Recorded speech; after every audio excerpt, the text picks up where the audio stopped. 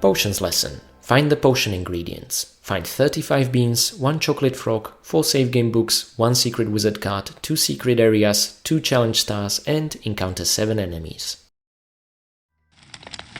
Hello and welcome everyone to Let's Play Harry Potter and the Philosopher's Stone. This is 115 speaking, and happy 16th December everyone. We're on a final third towards Christmas, and the final third of this game. We are headed into the dungeons. As you can probably tell, this is actually one of my most favorite passages in the game, simply because it's proper dungeon crawling. That's gonna be split into 2 levels. Oh, I can't wait.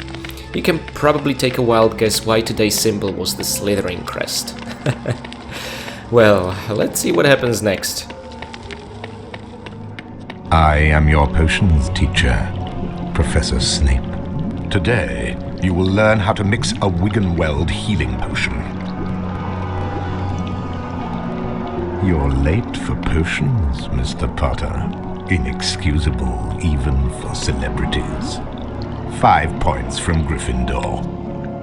Now, do not worry, this is most likely the result of a bug, but you'll receive no house point penalty.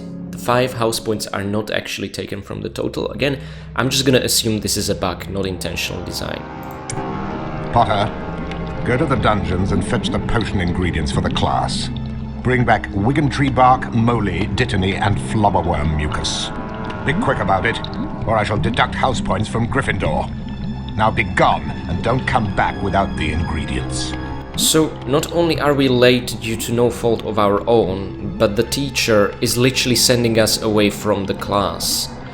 And, you know, I think this explains nicely why we are learning how to mix the Wiggenweld healing potion, but we don't actually learn it because we'll miss out on the class trying to get the ingredients, and it's gonna take us learning it in the Chamber of Secrets video game, where, by the way, we'll only need Wiggentree bark and flubberworm mucus, 2 of the 4 ingredients mentioned here.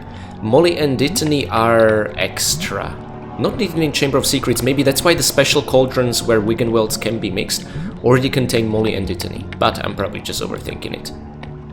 Hey, my favorite teacher? I thought I sent you to the dungeons for potion ingredients. You sure did. Stop pestering me and get to the dungeons, or I shall deduct more house points. Yeah, but you mean more than 0, That doesn't sound so bad. You look familiar. Well, I'm a celebrity. Are you looking for potion ingredients? You guessed it, no idea. I haven't got near a clue where to find them. This guy looks like he knows something. We're trying to study in here. Don't go causing a ruckus. Great. I don't know where to find any Wiggentree bark. Well, maybe if you'd accompany me, you would find some. Let's see. What do you have to say for yourself? See you later. Okay, you're just sending me away. Are you looking for potion ingredients? That's essentially like saying I don't expect to ever see you alive again. You're trying my patience, Mr. Potter. Go to the dungeons and fetch me the 4 ingredients. Ah, through the effect of the Potter, potion, so I told you cinematic. to go to the dungeons and fetch Wiggentree bark, moly, dittany, and flobberworm mucus. Useful recap of the 4 ingredients we never heard about before. Good luck, Harry. Yeah, Ron, helpful as always. I bet you're gonna learn how to mix it, but I'm the one who's gonna get the ingredients. Bloody hell. That must be dittany.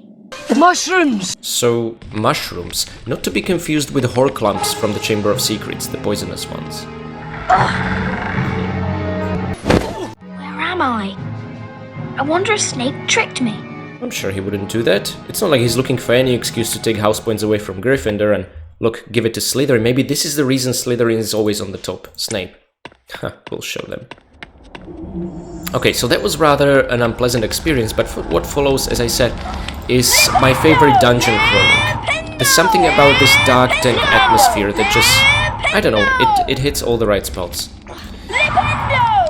Of course it used to terrify me when I was little, but the atmosphere itself is not the scary part. The scary part is one particular enemy we're gonna encounter. Now, the moment you set up a bridge from the large flipendo blocks, the grate will open, allowing you to move the small one, which is kinda neat. Our first ingredient has the same name as Ron's mother. Huh. From what Hermione told me, I think that's the moly. So yeah, they just reused the flower asset from Hogwarts grounds. You know, that's the reason why I pointed out one of those flowers. but just made it bigger and in a darker shade of blue. Oh, our first Flipendo elevator, if I'm not mistaken. Okay, and again, this is one of those reasons where there didn't seem to be a need for it to be split into two, but they decided to do it nevertheless. Again, the general principle, first jump, then hit Flipendo switch. You're gonna save yourself a world of trouble. Oh, looky, a secret. Nice. Ah, this card is another great foreshadowing to the Goblet of Fire, which was being written at the time. I haven't checked the exact release dates of the books, but in 2001 I don't think Goblet of Fire was out yet, if I remember correctly. Again, the great thing about this is that you guys will correct me in the comments. And no, I'm not being sarcastic, I genuinely appreciate it.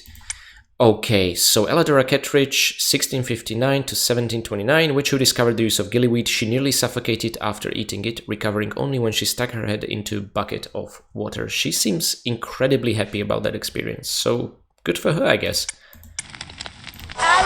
Now there's no reason for this Flipendo switch to be behind the grate, it's just an extra annoyance, but there it is.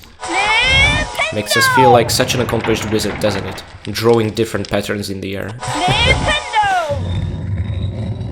Okay, let's make a diagonal jump to get these beans, and I think we can fall on this elevator, which is gonna take us up, and get our hands on a challenge star. So, interestingly enough, Potions Lesson itself has 2 challenge stars, and Potions Challenge has 1 challenge star, so there are only 3 challenge stars to collect here. Although you really don't need to bother, but later about that. And it's actually gonna be the final challenge stars in the game. Ah, such a Tomb Raider moment. Breakaway tiles, yes please, more of this.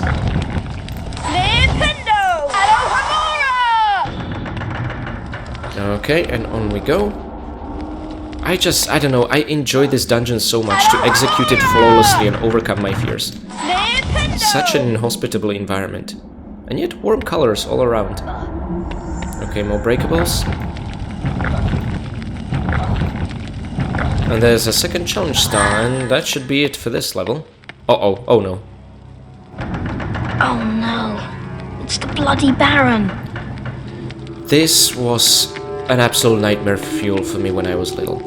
And actually, what was it, 2 years back, with my girlfriend at the time, we were playing the game together, and she just refused outright to play these parts. She left the keyboard for me to handle. That's how terrified she was of Bloody Baron. They did an absolutely outstanding job with making him terrifying.